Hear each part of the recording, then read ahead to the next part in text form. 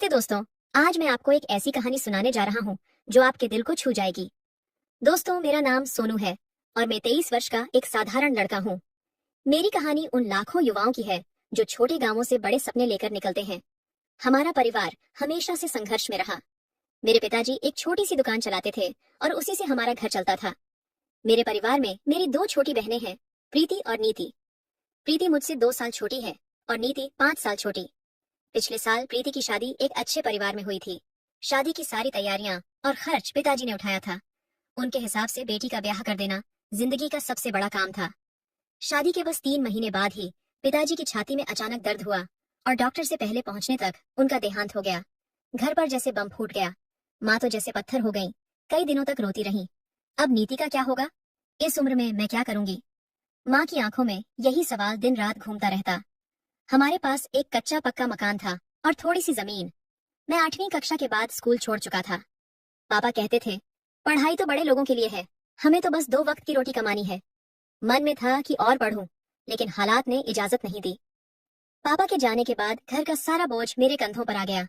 गांव में मैं दिहाड़ी मजदूरी करता, कभी खेतों में, कभी ईंट के भट्टे पर। लेकिन कमाई इतनी कम थी कि घर मुश्किल से चलता। एक दिन देखा कि मेरी माँ पड़ोसी के घर बर्तन मांजने जा रही थी।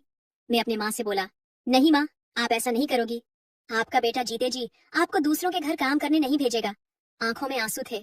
मेरी माँ बोली, बेटा क्या करें? नीति की शादी के लिए पैसे कहाँ से आएंगे? तुम्हारी कमाई में तो बमुश्किल खाना चलता है। माँ की आवाज में दर्द था। उस रात मैंने फैसला किया, शहर जाना होगा, वहां ज्यादा कमाई होगी। अगले दिन मैं पास के गांव में एक निर्माण स्थल पर काम करने गया। वहां मेरा बचपन का दोस्त विनोद मिला। जब काम खत्म हुआ, मैंने उसे अपनी परेशानी बताई। यार, मुझे ज्यादा पैसे कमाने हैं, शहर जाना चाहता हूँ, पर वहां कोई जानता नहीं। विनोद ने मेरे कंधे पर हाथ रखा और बोले, मेरे मामा जी शहर में रहते हैं, उनका बड़ा घर है। उन्हें एक मददगार की जरूरत थी जो घर की देखभाल करे, बाजार से सामान लाए, ऐसे काम। वहां खाना रहना फ्री में मिलेगा, तनख्वाह भी अच्छी देंगे। मैं बात करता हूँ उनसे। मेरी किस्मत जैसे चमक उठी। विनोद ने तुरंत अपने मामा को फोन लगाया और मेरे बारे में बताया। वह तैयार हो गए। घर आकर मैंने माँ को बताया, माँ, मुझे शहर जाना होगा, वहां अच्छी नौकरी मिलेगी, फिर नीति की शादी अच्छे से कर पाएंगे। माँ की आंखों में डर था, मगर उन्होंने सिर हिलाकर हाँ कर दी। उन्होंने चुपचाप मेरे कपड़े एक छोटे से बैग में भर दिए। अगली सुबह माँ और नीति ने मुझे बस अड्डे तक छोड़ा। माँ ने मेरे माथे पर तिलक लगाया और गले लगाते हुए कहा, अपना ख्याल रखना बेटा। नीति की आंखों में आंसू थे। शहर पहुंचकर मैंने अपने दोस्त विनोद के बताए पते पर जाने के लिए एक ऑटो पकड़ा। मैं अब तक कभी इतने बड़े शहर नहीं गया था। इमारतें इतनी ऊंची थीं कि गर्दन ऊपर करने पर भी उनका टॉप नजर नहीं आता था। सड़कें चौड़ी और साफ थीं। हर तरफ लोगों की भीड़ और गाड़ियों का शोर। आखिरकार मैं एक बड़े से बंगले के सामने पहुंचा। चारों तरफ लोहे की ऊंची दीवारें और बड़ा सा गेट। मेरे हाथ कांप रहे थे जब मैंने घंटी बजाई। कुछ पल बाद गेट खुला और मैं हक्का बक्का रह गया। मेरे सामने एक सुंदर महिला खड़ी थी। उसकी उम्र तकरीबन 12 से 30 साल होगी, मगर उनका चेहरा कम उम्र का लग रहा था। गहरी काली आंखें, लंबे काले बाल और रेशमी साड़ी में वो बिल्कुल फिल्मों की हीरोइन जैसी लग रही थी। मैं गांव का सीधा सादा लड़का ऐसी खूबसूरती देखकर पल भर के लिए भूल ही गया कि मुझे क्या कहना है। कौन हो तुम? किससे मिलना है? उनकी मीठी आवाज ने मुझे सपनों की दुनिया से वापस लाया। जी जी, मेरा नाम सोनू है। मैं विनोद का दोस्त हूँ। उन्होंने अपने मामा जी से मेरे बारे में बात की थी। मैं हकलाते हुए बोला, ओह, तो तुम विनोद के दोस्त हो। आओ अंदर आओ। उन्होंने गेट पूरा खोल दिया। मैं अंदर गया तो देखा बंगले के सामने एक बड़ा सा बगीचा था, रंग बिरंगे फूलों से भरा हुआ। पीछे से एक आदमी की आवाज आई, कौन है सीमा? विनोद का दोस्त आया है नौकरी के लिए, महिला ने जवाब दिया। एक साधारण कदकाठी के आदमी सामने आए। उम्र लगभग 45 के आसपास होगी। उन्होंने मुझे ऊपर से नीचे तक देखा। तो तुम हो विनोद का दोस्त? क्या नाम बताया था उसने? सोनू साहब। मेरा नाम सोनू है, मैंने सिर झुकाकर कहा। हाँ, सोनू, वो गांव वाला लड़का। उन्होंने मुझसे हाथ मिलाया। मैं राकेश हूँ और यह मेरी पत्नी सीमा। मैंने सिर झुकाकर दोनों को नमस्ते किया। मेरा दिल जोर जोर से धड़क रहा था। एक नई जिंदगी की शुरुआत हो चुकी थी, लेकिन मुझे नहीं पता था कि आगे क्या होने वाला है। सीमा ने मुस्कुराते हुए कहा, आओ, मैं तुम्हें तुम्हारा कमरा दिखा दूं। तुम थके होगे, आराम कर लो, कल से काम शुरू करना। मैंने अपना छोटा सा बैग उठाया और उनके पीछे चल दिया। अजनबी शहर, अजनबी लोग और एक नई जिंदगी की शुरुआत। मन में डर था, लेकिन साथ ही एक उम्मीद भी थी कि शायद इस बार किस्मत मेरा साथ देगी। अगले दिन से मेरी दिनचर्या शुरू हो गई। हर रोज सुबह जल्दी उठकर काम में लग जाता। सीमा जी, जिन्हें अब मैं मालकिन कहता था, बहुत अच्छी थीं। वो बात बात पर मुस्कुराती और मेरे काम की तारीफ करती। सोनू, तुम कितने अच्छे से काम करते हो। पिछला लड़का इतना अच्छा नहीं था, वह अक्सर कहती। बाजार जाते वक्त मालकिन मुझे एक लिस्ट देती, ताजा सब्जियां लेना, और हाँ, आज फूल भी ले आना, गुलाब। उनकी कोमल आवाज में कुछ ऐसा था जो मेरे दिल को छू जाता। धीरे धीरे हमारे बीच बातें बढ़ने लगीं। कभी वह मुझसे मेरे गांव के बारे में पूछती, कभी मेरे परिवार के बारे में। मैं भी खुलकर बातें करने लगा था। मालकिन पूछती, तुम्हारे परिवार में कौन कौन रहते हैं? तो मैं जवाब देता, मालकिन, मेरे परिवार में मेरी बड़ी बहन और मेरी माँ। वह अकेली है, मेरी कमाई का इंतजार करती है। मालकिन की आंखों में दया दिखी। तुम बहुत अच्छे बेटे हो सोनू। उनकी इस तारीफ से मेरा दिल खुशी से भर उठा। रात में जब मैं अपने कमरे में लेटा होता तो मालकिन का चेहरा मेरी आंखों के सामने घूमता रहता। मैं खुद को समझाता कि यह गलत है। वह मेरी मालकिन है, मुझसे उम्र में बड़ी है और शादीशुदा है। फिर भी मन नहीं मानता था। एक सुबह मालकिन बाथरूम से नहा के निकली। उन्होंने नीले रंग का रेशमी गाउन पहना था। बाल गीले थे और उनकी खुशबू पूरे हॉल में फैल गई थी। मैं झाड़ू लगा रहा था और अचानक उनसे आमने सामने हो गया। सॉरी मालकिन, मैंने नजरें झुका ली। कोई बात नहीं सोनू, तुम अपना काम करो।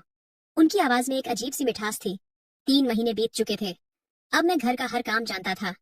मालकिन और मेरे बीच एक अजीब सा रिश्ता बन गया था। नौकर मालकिन से कहीं ज्यादा, लेकिन दोस्ती से कम।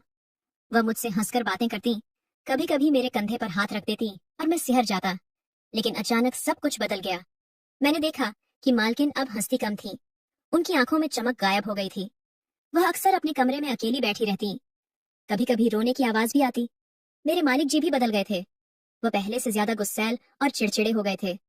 एक दिन मैंने अपने मालिक को फोन पर किसी से बात करते सुना। डॉक्टर, क्या कोई और इलाज नहीं है? हम कितना भी पैसा खर्च करने को तैयार हैं। मुझे चिंता होने लगी। आखिर क्या हो रहा था इस घर में? मैं पूछ भी नहीं सकता था। एक नौकर अपने मालिक के निजी मामलों में कैसे दखल दे सकता है? एक शाम मैंने मालकिन को बालकनी में बैठे देखा। वह आसमान की तरफ देख रही थी। आंखों में आंसू थे। मैं कुछ कहने को आगे बढ़ा, फिर रुक गया। नहीं, ये मेरा काम नहीं है, मैंने सोचा और वापस अपने कमरे में चला गया। धीरे धीरे मालिक जी घर पर कम और बाहर ज्यादा रहने लगे। अक्सर देर रात तक लौटते। कभी कभी 2-3 दिन के लिए बाहर चले जाते। मालकिन अकेली रह जाती और मेरे साथ थोड़ा ज्यादा बात करने लगी। सोनू, क्या तुम कभी सोचते हो कि जिंदगी कितनी अजीब है? कुछ लोगों के पास सब कुछ होता है, फिर भी वे अधूरे होते हैं। मैं उनकी बात का मतलब नहीं समझता, बस सिर हिला देता। आज का दिन भी ऐसा ही था। मालिक जी सुबह से बाहर गए थे। शाम को उन्होंने फोन किया कि वे कल सुबह तक लौटेंगे। मालकिन ने दिन भर कुछ नहीं खाया। मैंने कई बार पूछा, पर उन्होंने मना कर दिया। रात को करीब 11 बजे मैं अपने कमरे में लेटा था। बाहर बारिश हो रही थी और बिजली कड़क रही थी। अचानक मेरे कमरे का दरवाजा धीरे से खुला। कौन है? मैंने डरकर पूछा। मालकिन थी। उन्होंने सफेद रंग की साड़ी पहनी थी। बाल खुले थे और आंखें लाल थीं, जैसे बहुत रोई हो। मालकिन, आप? सब ठीक तो है? मैं बिस्तर से उठ बैठा। वो मेरे पास आकर बैठ गई। सोनू, मुझे तुमसे कुछ मांगना है। उनकी आवाज कांप रही थी। जी मालकिन, आप कहें तो मैं अभी बाजार से कुछ। नहीं सोनू, ये ऐसी चीज नहीं जो बाजार से लाई जा सके। उन्होंने मेरा हाथ पकड़ लिया और मेरे करीब आ गए। फिर मालकिन बोली, सोनू, मुझे तुमसे एक बच्चा चाहिए। ये सुन के मेरे पैरों के नीचे से जैसे जमीन खिसक गई। मैंने फिर से बोला, क्या मैंने ठीक सुना? मालकिन, आप क्या कह रही हैं? मैंने हकलाते हुए कहा, मैं तो बस एक नौकर हूँ। अगर आपके पति को पता चला तो?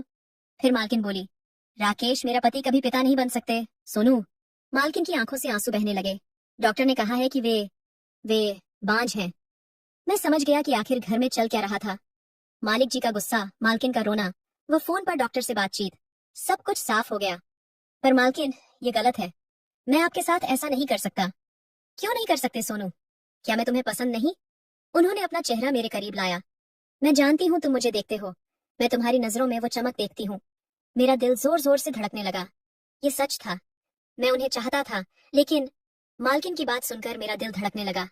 मैंने धीरे से पूछा, आखिर ऐसा क्या हुआ है जो आपके पति आपको बच्चा नहीं दे सकते? इस सवाल पर मालकिन की आंखें भर आईं। क्या तुम्हें कुछ भी अंदाजा नहीं है सोनू? तुम इतने दिनों से यहाँ रहते हो, फिर भी मेरी तकलीफ नहीं समझे? मैंने शर्मिंदगी से सिर झुका लिया। मैं देख तो रहा था कि आप परेशान हैं, पर मैं आपके निजी मामलों में दखल देना नहीं चाहता था। मुझे डर था कि आप बुरा मान जाएंगी। अच्छा, तो अब सुनो मेरी कहानी। वह फर्श पर बैठ गई और बताने लगी। राकेश से मेरी मुलाकात कॉलेज में हुई थी। मैं पहले साल की छात्रा थी और वह तीसरे साल में थे। उनका सीधा सादा स्वभाव मुझे छू गया। हम दोनों का प्यार परवान चढ़ने लगा, लेकिन हमारे परिवारों ने इस रिश्ते को स्वीकार नहीं किया। मेरे पिताजी ने कहा कि या तो इस लड़के को भूल जाओ या फिर इस घर को। मैंने राकेश को चुना। हम दोनों ने मंदिर में जाकर शादी कर ली। शुरू के दिन बहुत कठिन थे। एक छोटे से किराए के कमरे में रहते थे। राकेश एक कंपनी में काम करते थे। तभी उन्हें दुबई में नौकरी का ऑफर मिला। मैंने मना किया, पर उन्होंने समझाया, सीमा, हम अपना घर बसाएंगे, अच्छी जिंदगी जीएंगे, बस कुछ साल की बात है। मैं मान गई। राकेश चले गए और वहां अच्छे पैसे कमाने लगे। धीरे धीरे हम इस घर को बना पाए। मैं खुश थी कि हमारा संघर्ष रंग ला रहा था। मालकिन की आवाज भारी हो गई, पर फिर सब बदल गया। राकेश की तबीयत बिगड़ने लगी। जब मैंने जोर देकर पूछा, तब उन्होंने बताया कि उन्हें कैंसर है। कैंसर? मेरी आवाज कांप गई। हाँ सोनू, वहां दुबई में उनकी गलत संगत हो गई थी। शराब, सिगरेट और न जाने क्या क्या। धीरे धीरे यह लत बन गई। डॉक्टरों ने कहा कि अब वह कभी पिता नहीं बन सकते और अब उनका कैंसर आखिरी चरण में है। मालकिन बिलख पड़ी। मैंने कितनी बार कहा था बच्चा चाहिए, पर राकेश हमेशा टालते रहे। अभी नहीं, पहले घर बना लें, पहले पैसे जमा कर लें। और अब देखो, आज मुझे तुम्हारे सामने हाथ फैलाने पड़ रहे हैं एक बच्चे के लिए। उनकी कहानी सुनकर मेरी आंखें नम हो गईं। एक 32 साल की औरत, जिसकी अपनी कोई संतान नहीं और जिसका पति मरने वाला है। क्या होगा इनका? इस दुनिया में अकेली औरत के साथ कितने लोग बुरी नजर से देखते हैं, और सीमा जैसी खूबसूरत औरत के साथ तो और भी। मैं मरने के बाद क्या करूंगी सोनू? अकेली, बेसहारा, कोई अपना भी नहीं। अगर एक बच्चा होगा तो उसके सहारे जिंदगी कट जाएगी। वह मेरे पैरों में गिर गई। मेरी खाली गोद को तुम ही भर सकते हो। मैं भी तो एक जवान आदमी था, जिसके दिल में इस खूबसूरत औरत के लिए एक खास जगह बन चुकी थी। जज्बात पर काबू रखना मुश्किल हो रहा था। मैंने उनके आंसू पोंछे और हामी भर दी। उस रात हमारे बीच जो हुआ, वह मेरे लिए भी नया अनुभव था। वह मेरी बाहों में एक छोटे बच्चे की तरह सिमट गई थी, सुरक्षित और आश्वस्त। मुझे भी एक अजीब सा सुकून मिल रहा था। फिर यह सिलसिला जारी रहा। रात को जब मालिक सो जाते, वह मेरे कमरे में आ जाती और सुबह उनके उठने से पहले लौट जाती। 1 महीने बाद अचानक मेरे मालिक की तबीयत बहुत ज्यादा बिगड़ गई। हम उन्हें हॉस्पिटल ले गए, लेकिन रास्ते में ही उन्होंने आखिरी सांस ली। मालकिन फूट फूट कर रोने लगी। उनका दुख देखकर मेरी आंखें भी नम हो गईं। अंतिम संस्कार के बाद मालकिन का दुख कम होने का नाम नहीं ले रहा था। 1 महीना बीत गया, पर वह उसी सदमे में थी। रोज रात को मेरे कंधे पर सिर रखकर रोती। मैं इतनी कम उम्र में विधवा हो गई सोनू, मैं कैसे जीऊंगी? उनका दर्द देखकर मेरा दिल पिघल जाता। एक दिन मैंने हिम्मत जुटाई और कहा, मालकिन, अगर आप बुरा न माने तो मैं आपको अपना बनाना चाहता हूँ। हमारे बीच तो पहले से ही एक रिश्ता है। मैं आपको इस तरह रोते नहीं देख सकता। मैं आपको एक नई जिंदगी देना चाहता हूँ। मेरी बात सुनकर वह मेरे गले लग गईं।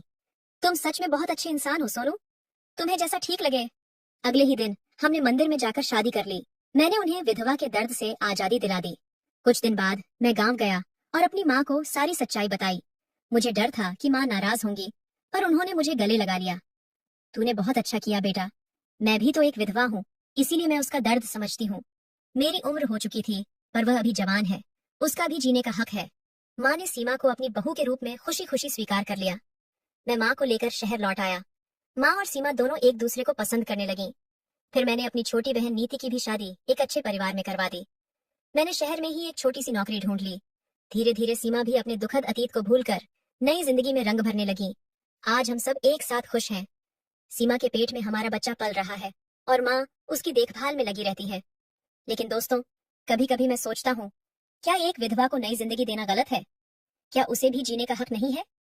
क्या मैंने सीमा से शादी करके कोई गुनाह किया है? आप क्या सोचते हैं? क्या समाज कभी मुझे माफ करेगा, या फिर लोग हमेशा हमारे रिश्ते को गलत नजरों से ही देखेंगे? जिंदगी कितनी अजीब है। कभी कभी हमें वो मिल जाता है जिसकी हमने कल्पना भी नहीं की होती, और कभी कभी हम वो खो देते हैं जिसे हम अपना समझते हैं। तो दोस्तों, आपको यह कहानी कैसी लगी? कृपया अपने विचार साझा करें। अगर आपको यह कहानी पसंद आई तो इसे लाइक और शेयर करें। ऐसी ही और कहानियों के लिए हमारे चैनल को सब्सक्राइब करें और बेल आइकन दबाना न भूलें। धन्यवाद।